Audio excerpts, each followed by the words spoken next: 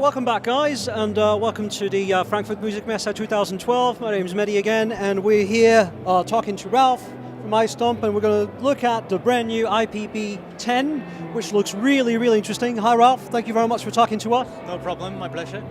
Thank you. Okay, so what do we have here? Basically what you look at, it looks like a multi-effect, but the big difference on that product is that it is a pedal board. And it's a pedal board where you can program your flow of signal freely. So you decide as a guitar player what your signal hits first. It could be a compressor, it could be a distortion box, it could be anything. Look at the matrix. As you see, we got an iPad sitting in the slot here. And this is the main matrix graphical user interface what you have.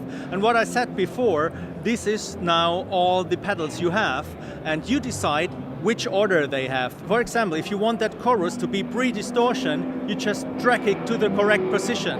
Wow. And you can do that with any pedal. I mean, it doesn't make any sense, but you can have the reverb first. And how many pedals do you have access to? It's about 10 or 12 pedals. Actually, it's 11 pedals per preset, but you have 100 presets on board. And if I may anticipate, you don't need the iPad to get these sounds. The iPad is just control. The iPad is not doing anything on sounds.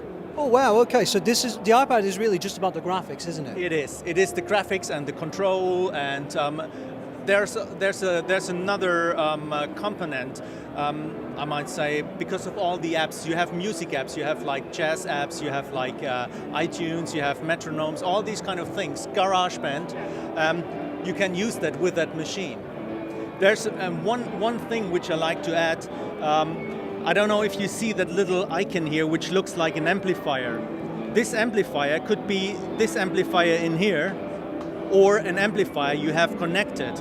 And once you have an amplifier connected and you push this button here, you're not getting any modeling sounds. You have the sound of your real amplifier, and this makes it professional use. I mean, if you buy like an expensive Marshall or Boogie, you don't want any modeling company to ruin your sound. You want the core tone, and this is the biggest advantages. This is brilliant. When did you guys release the IPP10? That was Winternem, actually. Lovely. Okay, well, I'd love to see a demonstration, hopefully. Can you play the guitar, Ralph? Yeah, a little bit. You're going to have to show us. Ready to roll? Of course. Are we ready, guys? Right now, I have this amplifier active, but if I push that button down here, the amplifier in the back becomes active, so I have a nice, typical Framers tone. But maybe once in the evening you like to play a little bit more heavy, and you need a rectifier.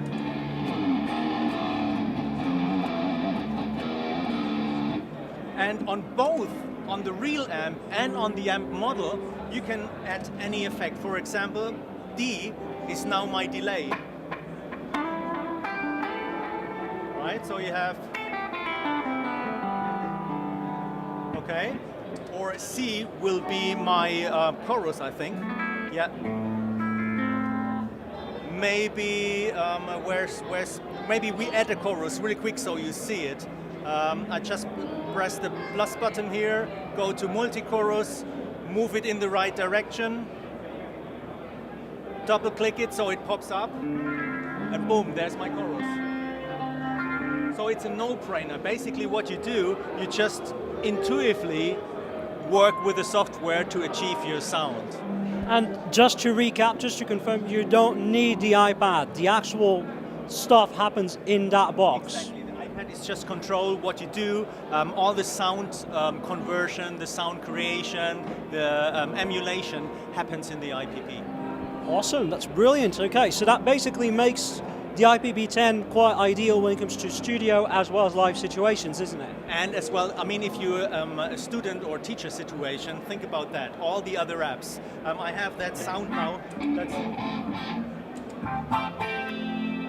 And I switch on iRealBook, which is an app for about $10 or something, and you get that.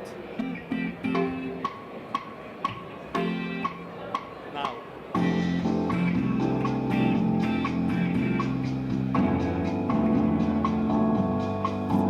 Right?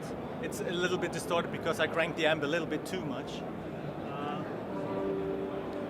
Sorry about that. That's just one app. Another app could be GarageBand. GarageBand, you have plenty of loops. I mean, you guys all know GarageBand. And you just activate it. So you can play along with GarageBand really.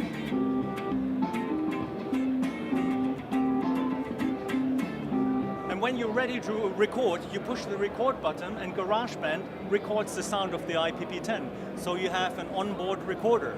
That's another great app. I mean, That's great stuff. Wow, that's really cool. it goes on and on and on. Of course, you have Guitar Pro, you have all these kind of things where tabs come into play. An app I like a lot is Jamit. Jamit is an app which gives you original tracks of very famous people. I have Pull Me Under here.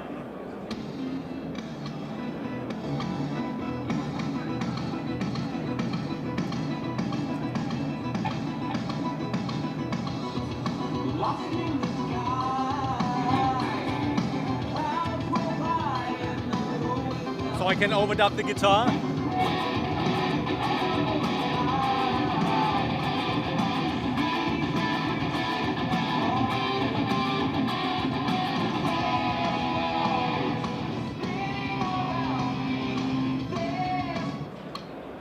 Wicked stuff. Nice one. So you can learn the songs, you can play along, and it's the original track. It's top A quality. Brilliant stuff. And is the IPP10 actually only for guitars, or can people use that for the bass as well? We designed it as a guitar unit, but as a lucky coincidence, you can use it as a bass. But we don't have a dedicated bass model on there. But a lot of bass amps, or a lot of amps we have in the software here. Let me just show you the software again. If I push on the amps, you see the list of the amps, and there's a couple of bass amps on there as well. Brilliant. Okay. Thanks a bunch, Ralph. Brilliant. Great stuff. Thank you. Cheers. Thank you very much. Okay.